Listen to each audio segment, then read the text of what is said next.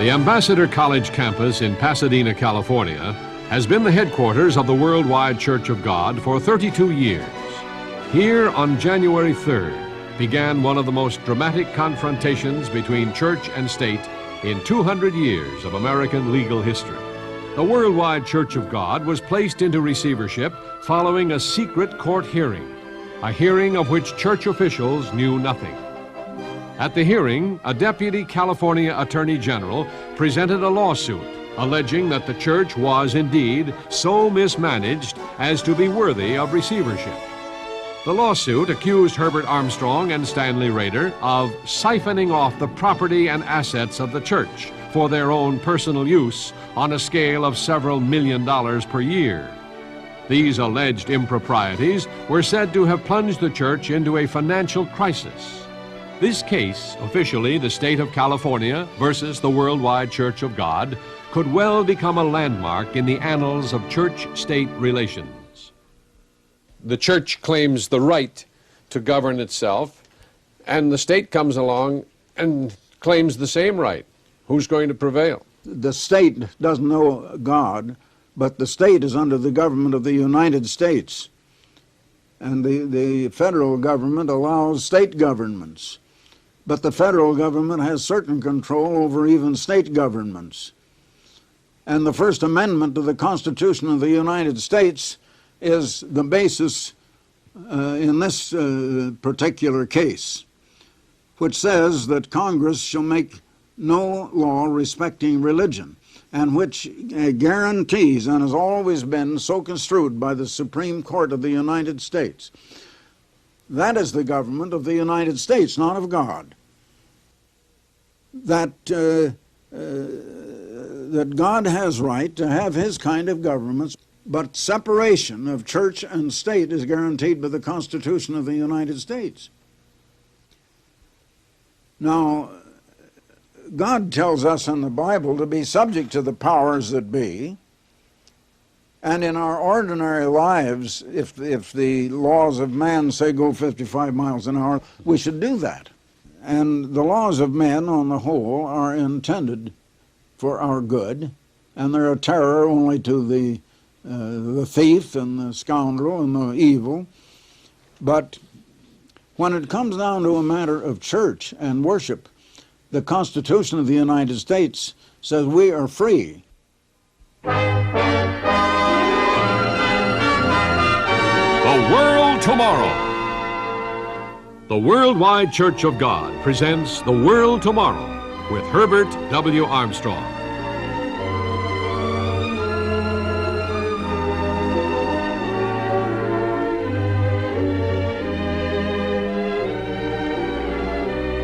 This week, in a special interview program, Herbert W. Armstrong discusses the widely publicized lawsuit brought by the California Attorney General against the Worldwide Church of God, of which he is founder and pastor general, and the implications of this historic case for church-state relations. The California Attorney General's office contended that there were no constitutional issues involved in this case, that it was merely an investigation of financial matters. But church officials claimed that the allegations concerning finances were little more than a pretense, an obfuscation of the real motives behind the suit, which were to strike a crippling, if not death blow, to the church, at least in its present form. The true nature of the suit, said church leaders, could be seen by noting that many of the charges in the lawsuit were nothing but a sham, and that the office of the state attorney general could have easily discovered as much with only minimal effort. For example, in subsequent court proceedings, a Los Angeles judge described the charge that church leaders were liquidating church real estate at below market value prices as sheer speculation, conclusion, and hearsay. This judge also ruled that there had been no showing that church property in Texas, scheduled for sale at $10.6 million, was actually worth $30 million. Indeed, reputable appraisals were produced which valued the property at less than its selling price. And the $30 million figure turned out to have been taken from a Texas newspaper clipping. In general, church officials were angered over what seemed to be a presupposition of guilt in the proceedings that led to the imposition of the receivership. One of the first acts of the court-appointed receiver on January 3rd was to fire Herbert Armstrong as executive head of the Worldwide Church of God. The state attorney general's office had apparently expected that church members would support his action against Herbert Armstrong. But the membership, generally characterized as conservative and non-political, responded in a fashion unheard of in the history of this particular church. Several hundred members staged a sit-in in the church's Hall of Administration, making it impossible for the receiver to work. While the plaintiffs had stated in their suit that the church would not be harmed by a receivership, the immediate result was the cancellation of a $1 million bank loan. Furthermore, thousands of church members apparently decided that they would not send their tithes to a receiver-controlled church, and the church found itself in an immediate financial crisis. Meanwhile, thousands of church members mailed donations directly to Herbert Armstrong in Tucson.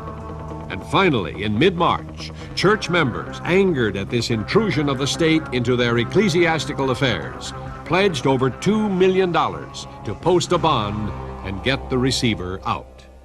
While we're on the subject of the state versus the church, does the state have any right over God's money? Jesus picked up a coin and he said, "Whose inscription is on it?" And it was a matter of paying taxes. And they said, "Caesar's." Well, he answered, "Render unto Caesar the things that are Caesar's, but render unto God the things that are God's." Now, Caesar has, our modern Caesar, the state sets a certain tax on income. The United States federal government sets a certain tax on income. God has allowed them to have that right. And therefore, God commands us to pay those taxes. However, in the way of living, we have certain laws we all have to respect.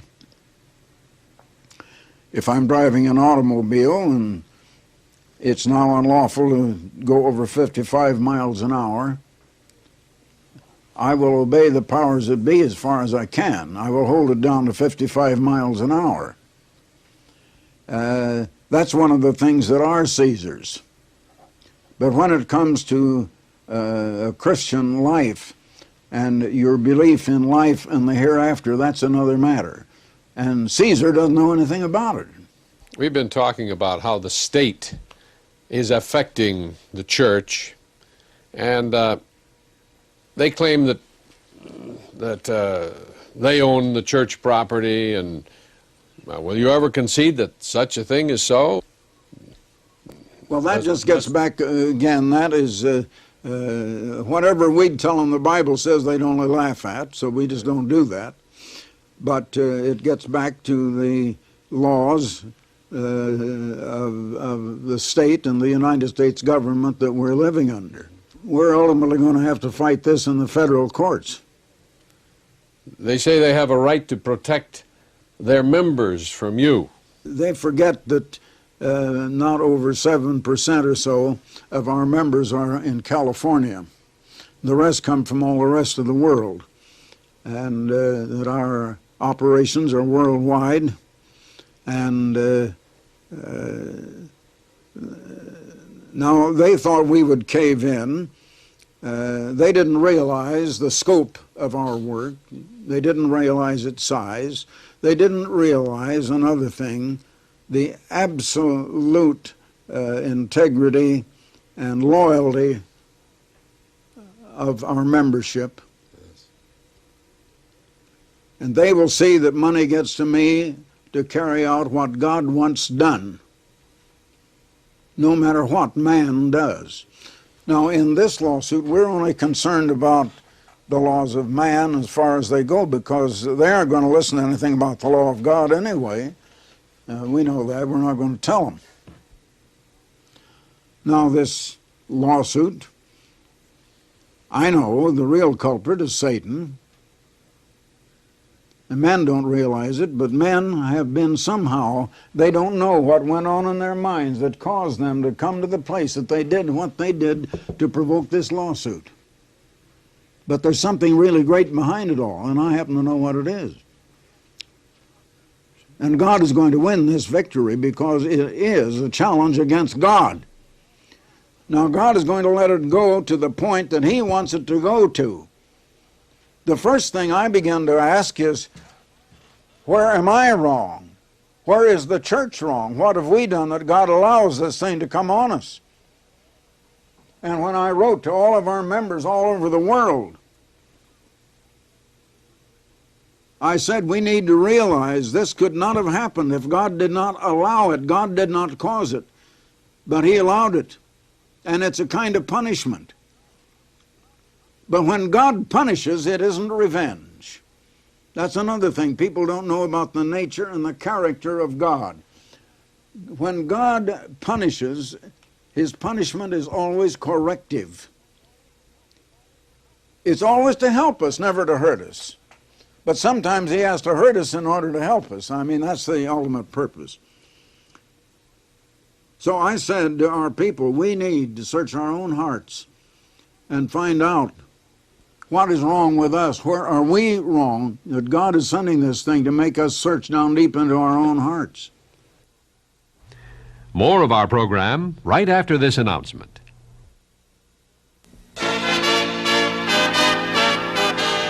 You're invited to learn more about these important issues through the pages of Plain Truth. This international journal of understanding comes along every month with a penetrating analysis of world news in the light of Bible prophecy.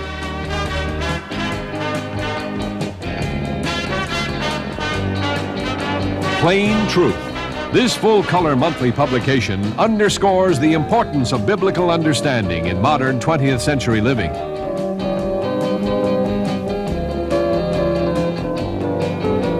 Your subscription is free of charge. There is no cost or obligation.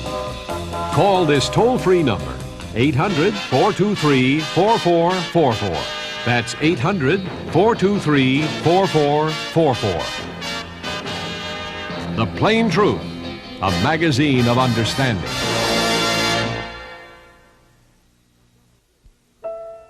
For several days in early January, the story of a church financial scandal headlined newspapers and newscasts across the country. But often lost amid the publicity was the fact that the action against the church involved much more than an alleged financial scandal. Indeed, the most fundamental and controversial aspects of the lawsuit were not matters of money or real estate. The lawsuit against the church claims it is a one-man operation, completely controlled by Herbert Armstrong, with members of the church's board of directors serving at his discretion. Church members, says the suit, have never voted on any matter pertaining to the governance of the church. And this, it is charged, is a violation of California state law governing non-profit corporations. The suit asks that immediate membership-wide elections be held to replace the present board of directors. This, it says, is necessary to conform to California state law. But, according to church leaders, any state law that is construed so as to interfere with the governing of a church is unconstitutional, because in the Worldwide Church of God, as in many, if not most other churches, church government is a doctrine as much as any other tenet or article of faith.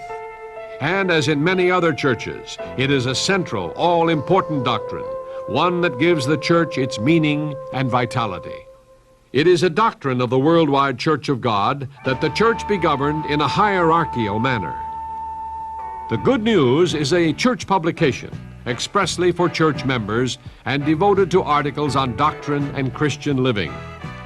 Over the past 30 years, it has printed lengthy and detailed biblical expositions of the doctrine of church government.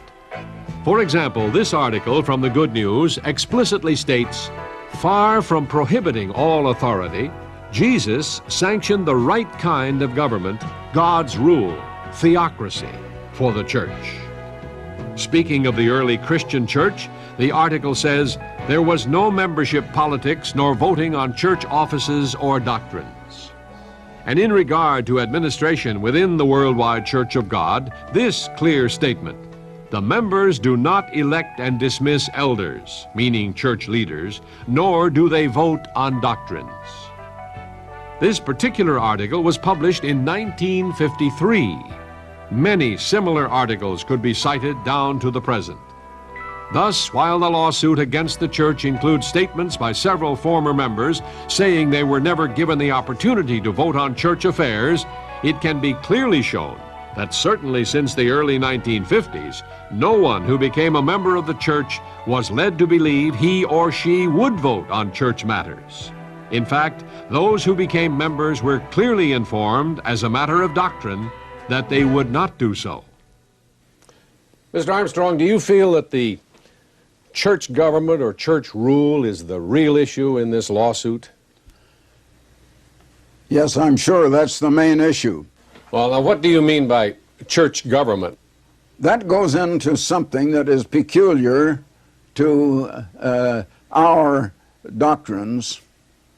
I might have to go back to the beginning of 52 years ago when I was challenged on some questions that were very vital to me at the time. One had to do with the Bible, and ever since I had been 18, I had been away from church and religion and any such interest. I was in the world of business and advertising. But it drove me to an intensive 6 months in-depth study. I've had to prove to myself whether or not God exists. And I began to wake up to the fact that I had always taken it for granted that God is. I'd been taught it since I was a child. And that's what I took for granted. But now I had to prove it to myself. I realized I had never proven it at all. And I did prove it. It doesn't make any difference whether I proved it to anyone else or not. I only had to convince me. And so I was convinced anyway. And the next thing was, if God does exist and is the Creator, has He communicated with us? And isn't there knowledge that we could not have otherwise? And if so, how has He communicated? I have delved into a lot of these things past what most people have because I wanted to understand the Bible. That is the revelation of God.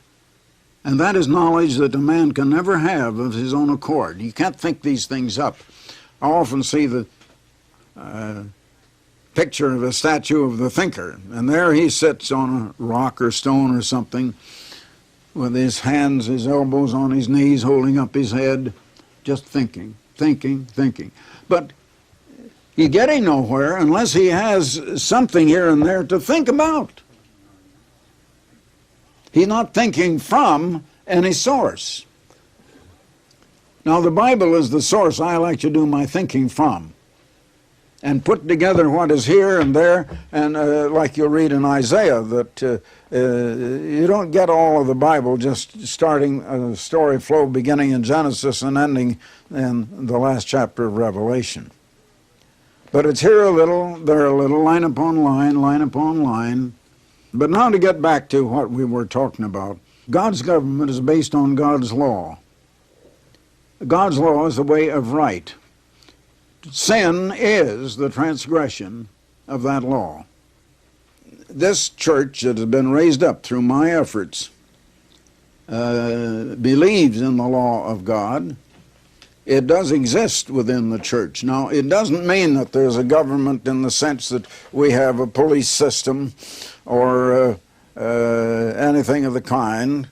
There are certain laws that we find in the Bible and for the New Testament church, and we try to follow those, but it is not, of all things, it is not a dictatorship.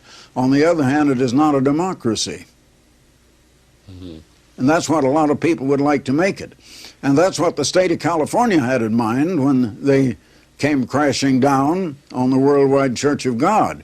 They wanted to appoint a new board of directors. They wanted it to be democracy. Now, it isn't democracy. And God's government is not democracy. But God himself has seen fit to put into the worldwide Church of God, which is merely a continuation of the church that he started in 31 A.D. in Jerusalem, the government of God.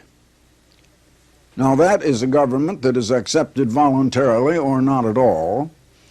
Its jurisdiction extends only as far as those people who have of their own will come into it extend, but it is based on the law of God and the ways of living of God. The lawsuit against the church was most vocal about financial improprieties, using phrases such as siphoning off the property and assets of the church, appropriating of church funds and assets to personal use, and pilfering. But while the terminology sounded severe, it was not at all clear what it was intended to mean. Such words could be construed as suggesting embezzlement or fraud. But it is a civil suit. No criminal charges were made. What seemed most upsetting to the state attorney general were the travel expenditures of Herbert Armstrong and his staff. Without question, Herbert Armstrong has traveled extensively over the past decade. His trips have ranged over much of the globe, and he has been abroad an average of 200 days per year. On his trips, he meets with government officials, often including heads of state, and he lectures before civic, business, and academic groups. He and his small staff travel aboard a church-owned jet. It could never be said that the trips were a secret, especially not from the church members whose contributions were paying the bills. In recent years, large portions of church publications have been devoted to detailed descriptions of Herbert Armstrong's work, including where he traveled, with whom he met, what was said, and even specifications about gifts and hotel accommodations. At times, the extra expense of film or video coverage has been incurred in order that the church members might get an intimate view of what they were paying for. One such occasion was Herbert Armstrong's most recent trip to Israel, where he met with a number of leading Israelis, including Moshe Dayan and Prime Minister Menachem Begin. Church leaders contend that the state remains adamantly ignorant of the significance of Herbert Armstrong's travels. The state, they say, insists on viewing the trips and the money spent on them as it would view the travel expenses of any corporation. But to members of the church, these trips are not a corporate operating expense to be minimized. They are the heart of the church's work. They are a tool that has been nurtured for a decade, to the point where these trips are now the church's most significant avenue for preaching the gospel.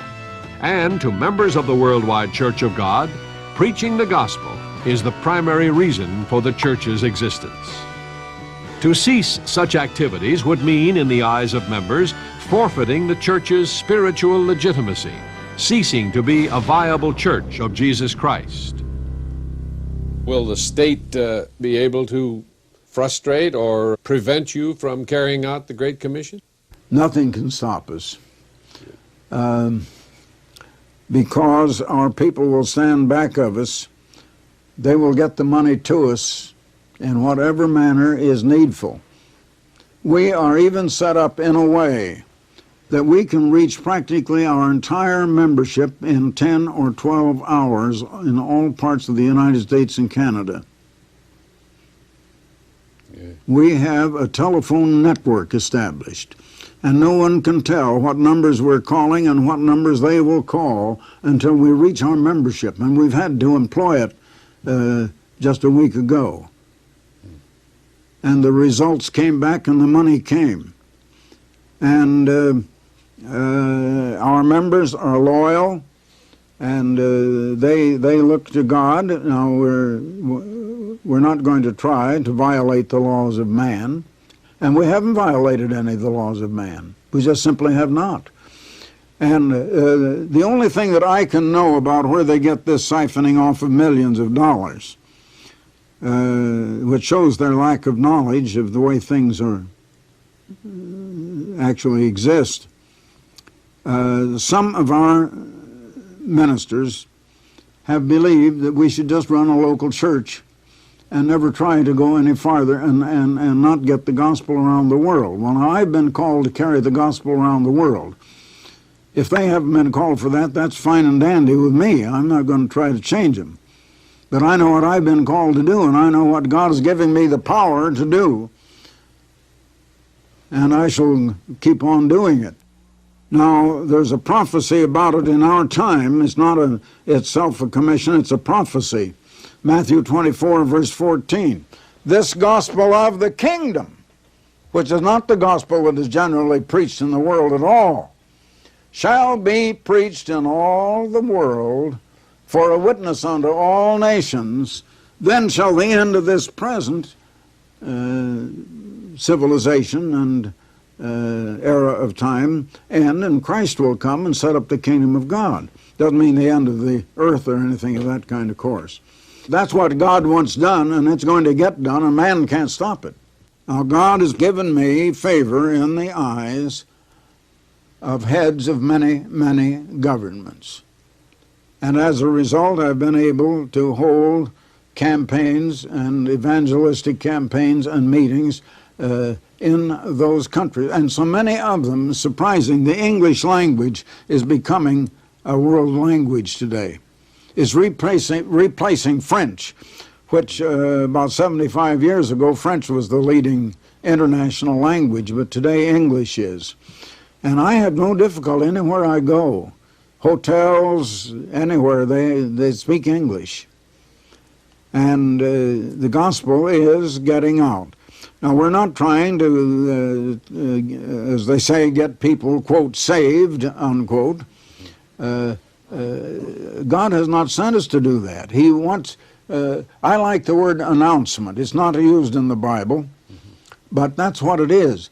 We are not going out with, in other words, we're not proselyters. We're not trying to get or take members away from someone else. I wouldn't turn a finger to take someone from another church. But if he wants to know a little more truth than he knows, I'd be glad to help him.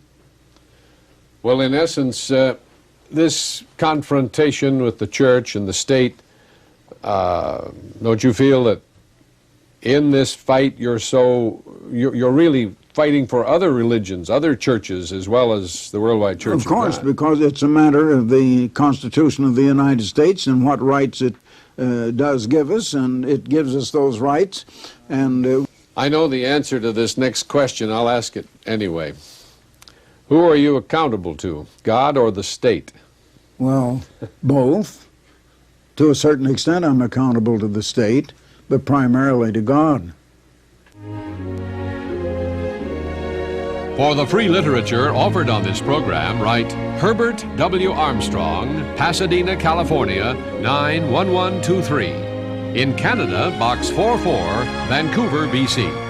Or in the continental United States, you may call this toll-free number, 800-423-4444. That's 800-423-4444. In California, dial direct 213-577-5225. The preceding program and all literature were produced by the Worldwide Church of God.